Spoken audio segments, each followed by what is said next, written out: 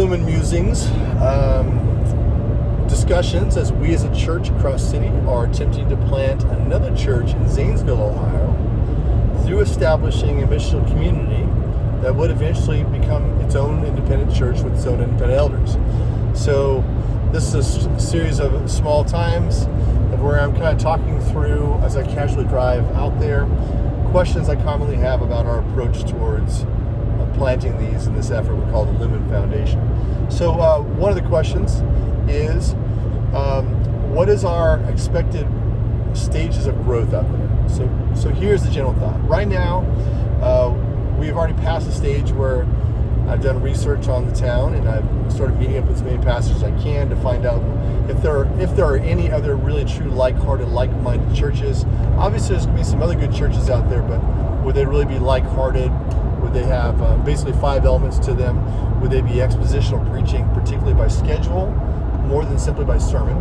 Number 2, would they be reformed in their theology, reformational?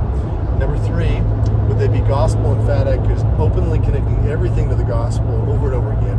4th, plural eldership. We believe that's how God has designed the church to be led. And then 5th, that shepherding and fellowship will be done through intergenerational dual gender fellowship. So where we don't separate the women from the men and the kids from the old folks in fellowship. They know each other as a family. That we then do specified time with men and women after that, but particularly all the shepherding and fellowship goes through those groups, which we call missional communities. I'll do another one of these missional communities. So what are the stages for us out there? Stage number 1, research the place to find out what's out there. Stage number 2 are meetups. So right now, I'm going to we set up a schedule where we are going to be in that town, and people can come shake our hand, and we'll buy them a cup of coffee or a meal, and we'll learn out who they are and kind of talk briefly about the church.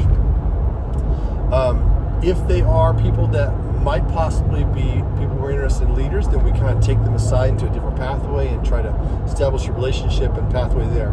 But meanwhile, after about a month of being in these restaurants, Panera's and Starbucks and stuff like that, a place out here called The Walk, we then eventually would like to move and pray that God will provide for us some kind of hosting location there where we could change from restaurants to one set location that would be largely like a fellowship night.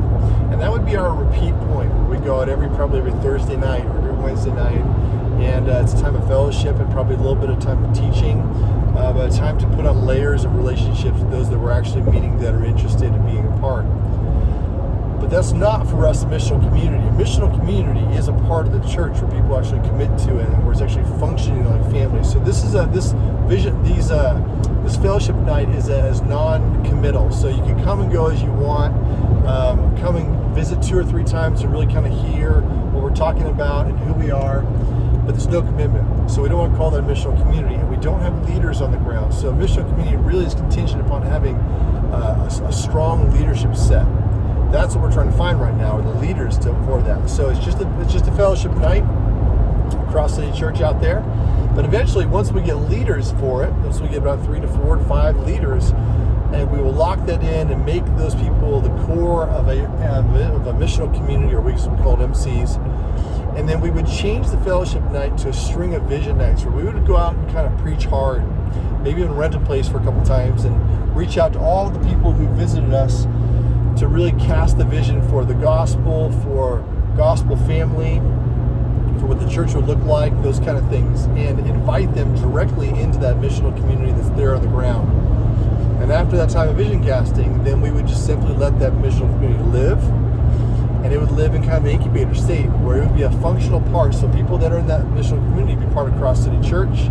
They'd be kind of a distant group of ours, and we would care for them under our pastoral leadership and all of that.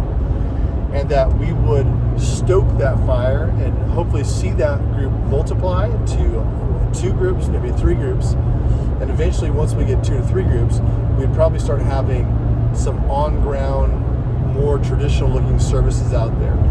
The end goal is that we need to find elders for that place. So that's going to take a lot of time, a lot of relationship, a lot of testing, a lot of conversations and prayer. So it's a long process, but those are probably the stages that we see it.